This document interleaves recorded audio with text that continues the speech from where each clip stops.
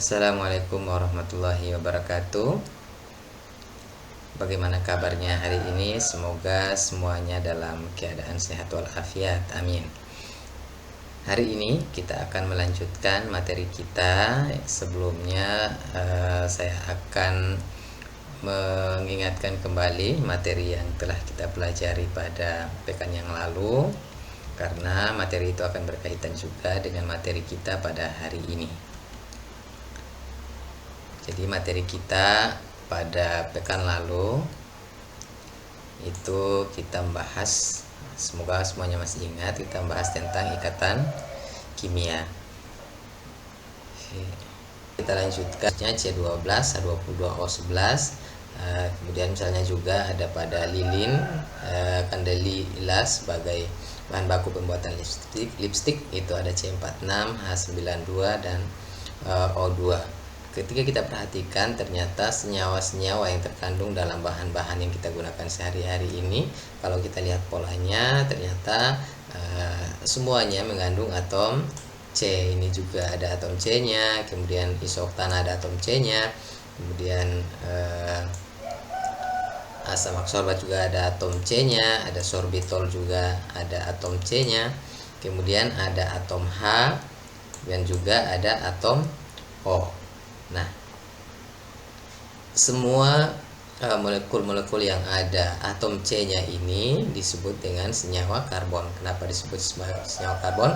Karena mengandung atom karbon, atau dalam istilah umum di kimia kita biasanya mengenal dengan istilah senyawa hidrokarbon, karena mengandung atom hidrogen dan atom karbon itu sebagai pokoknya. Kemudian ada turunan yang lain itu sudah mengandung atom oksigen, belerang, dan seterusnya. Nah, pada hari ini kita akan belajar tentang kimia karbon sebagai dasar kehidupan dan juga keinovasian.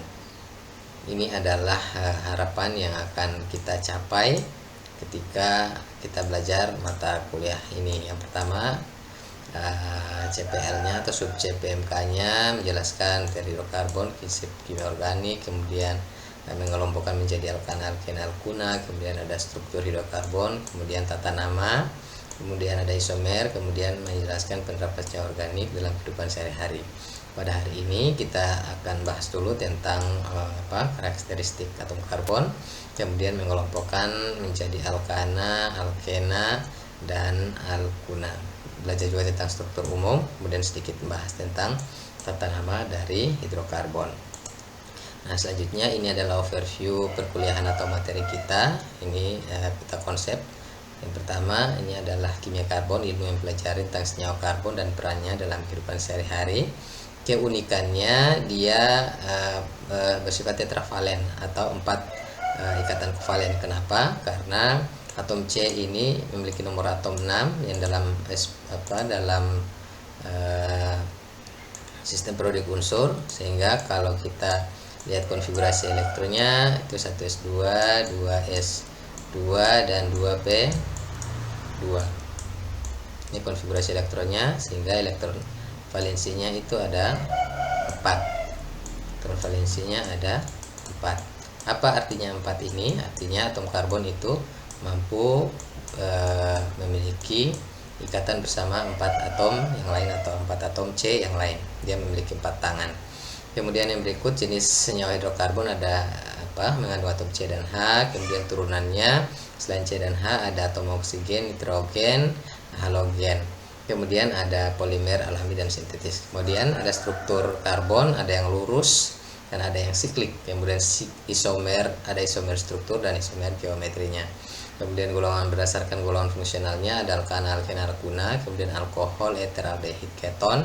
Kemudian ada asam karboksilat, ester, amina, dan lain-lain. Begitupun ada reaksi-reaksinya, nanti akan kita pelajari pada pertemuan selanjutnya. Nah, yang paling penting apa itu kimia karbon? Kimia karbon adalah cabang ilmu kimia yang mempelajari senyawa karbon. Karbon memiliki kemampuan unik untuk membentuk rantai dan cincin yang stabil, sehingga menghasilkan sangat banyak senyawa yang menjadi dasar kehidupan.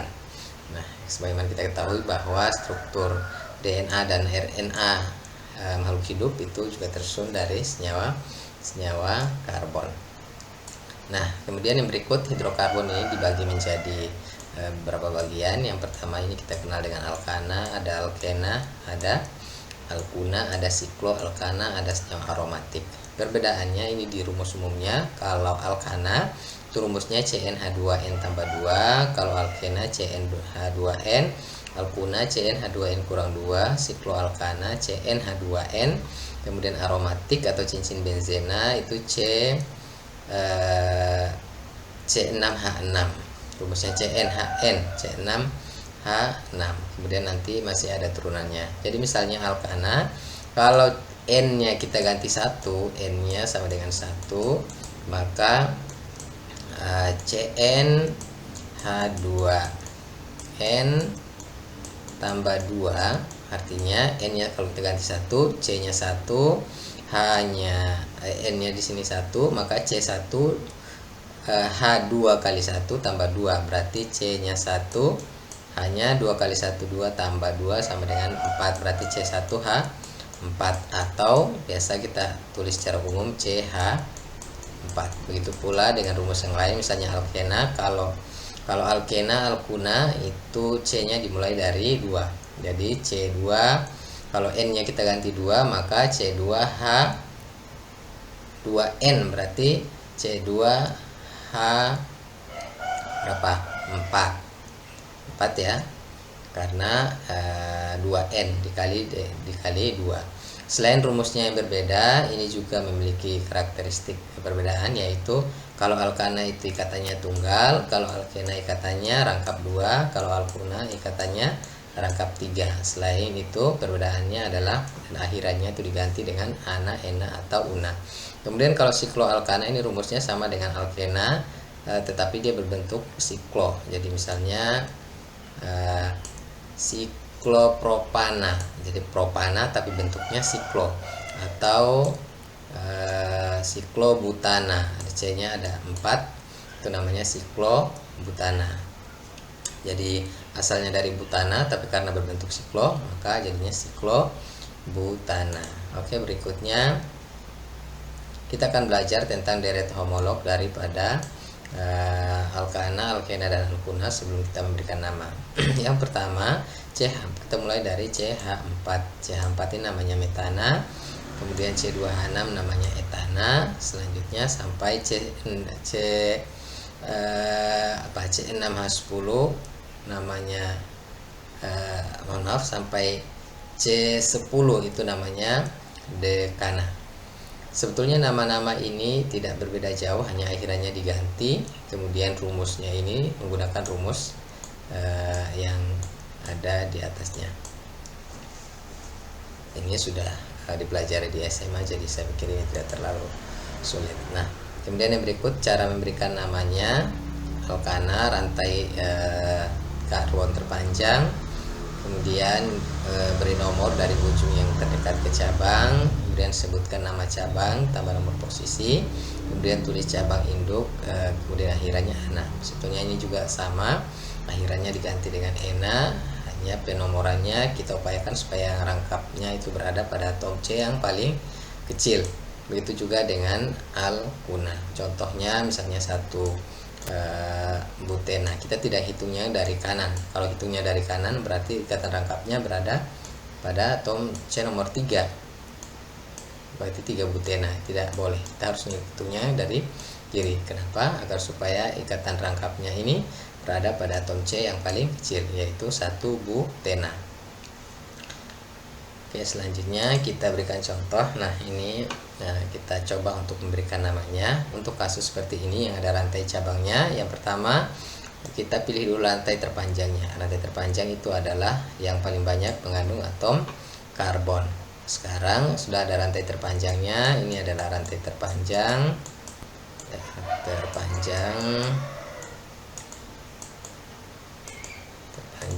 atau rantai utamanya. Kemudian ini adalah rantai cabangnya. Rantai cabang ini biasa berupa gugus alkil. Alkil itu adalah alkana yang kehilangan satu atom H. Jadi CH4, H-nya satunya hilang, jadi CH3.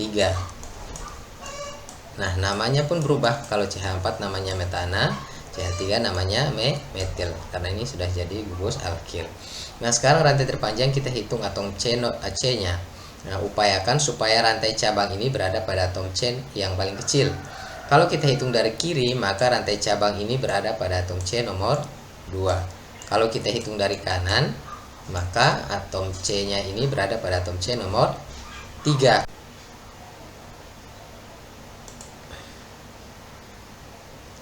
Berarti yang paling kecil adalah ini 1, 2, nomor 2. Pertama kita kasih nama dulu yang rantai terpanjangnya 1, 2, 3, 4, berarti namanya butana karena ini adalah alkena. Nah, setelah itu kita kasih garis datar, kemudian kita lihat gugusnya ini namanya apa, karena ini CH3 berarti namanya metil. Nah, kita lihat posisi metilnya terletak pada atom C nomor berapa? Nomor 2. Nah, ini atom C nomor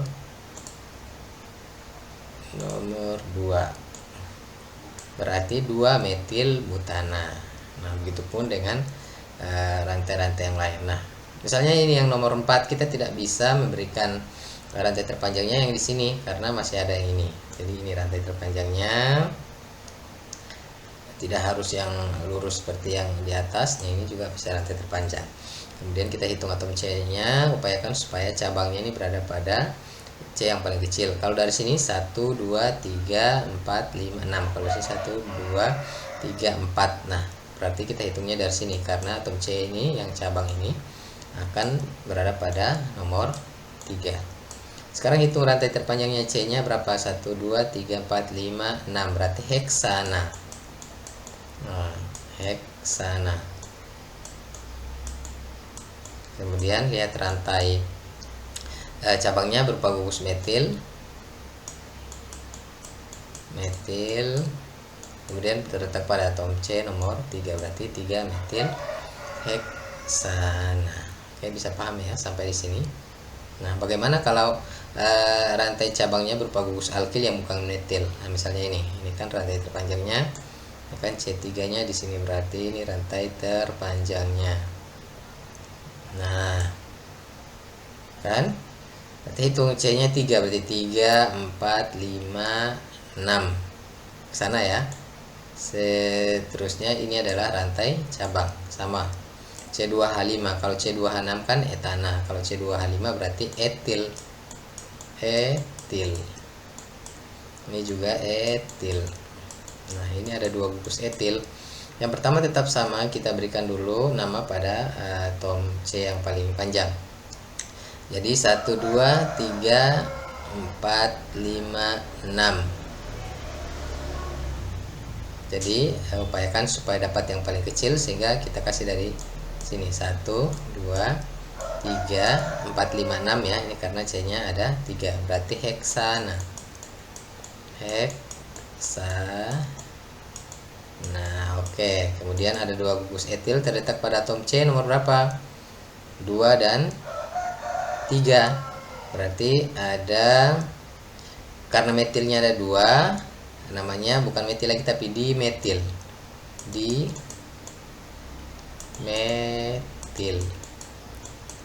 Terletak pada atom C nomor berapa? 2 dan 3. Berarti 2,3 dimetil heksana. Oke, bisa dipahami ya. Nah, selanjutnya kalau untuk yang ikatan rangkap 2 seperti ini, kalau ini kan alkana, kemudian yang bawahnya ini ada alkena karena ikatan rangkap 3. Nah, cara penamanya sebetulnya sama. Kita pilih dulu rantai terpanjang, yang rantai terpanjangnya, kemudian ini adalah rantai cabang. Nah, untuk memberikan nama tidak boleh lagi dekat dengan, atau prioritasnya tidak boleh dekat dengan cabang, tapi harus dekat dengan rangkap 2. Jadi kita nama kasih di sini 2, 3, 4. Nah, namanya apa? Kalau 4, kalau alkana butana, tapi kalau alkena namanya butena. Nah, oke. Sudah ya. Nah, kemudian berapa butena? Karena posisinya di atom C nomor 1, berarti 1 butena. Satu buten ada cabangnya nggak? Ada, CH3. CH3 di atom C nomor berapa? 3. Gugus metilnya namanya apa? Gugus alkilnya namanya apa? Metil. Di atom C nomor 3, berarti 3 metil 1 butena. Nah, penamaannya seperti itu. Begitu pula kalau yang alkuna sama, pilih dulu rantai terpanjangnya, kemudian ini adalah rantai cabangnya. Nah, sama kita beri nomor, upayakan supaya ikatan rangka berada pada atom C nomor yang paling kecil 1, 2, 3, 4, 5 ya. Kalau dari kiri kan jadinya berada pada atom C nomor 3. Rantai cabangnya berupa metil. Berarti namanya apa nih? 1, 2, 3, 4, 5 itu namanya pentuna. Kenapa pentuna? Karena ikatan rangkap 3. Berapa pentuna? Atom C nomor 2, yang paling kecil ya, bukan yang 3. Kemudian gugus metilnya namanya metil. Pada atom C nomor berapa? Atom C nomor 4. 4 metil 2 pentuna. Oke, bisa paham ya? Semoga bisa diikuti. Untuk yang lainnya bisa nanti dikerjakan sebagai latihan di rumah. Baik, semoga ini dapat dipahami. Kalau belum ada yang belum paham, nanti bisa kita diskusikan di kelas. Oke, kemudian ini ada deret homolognya, alkana, ikatannya nanti bisa dipelajari. Kemudian ada ini gugus fungsinya. Kemudian ada contoh dan manfaatnya. Kemudian reaksi-reaksinya nanti akan kita pelajari pada minggu berikutnya. Oke, itu saja yang dapat saya sampaikan hari ini. Semoga dapat dipahami, dan kalau misalnya ada yang belum paham, nanti kita bisa diskusikan di kelas atau bisa ditanyakan via japri. Kemudian tolong dilaksanakan latihan yang sebelumnya tadi, yang ada beberapa yang belum dikerjakan, boleh dikerjakan sebagai latihan di rumah. Kemudian nanti jika ada pertanyaan akan disampaikan di kelas. Baik, terima kasih, cukup untuk hari ini. Semoga semuanya dalam keadaan sehat dan aktivitasnya menjadi lancar. Demikian, assalamualaikum warahmatullahi wabarakatuh.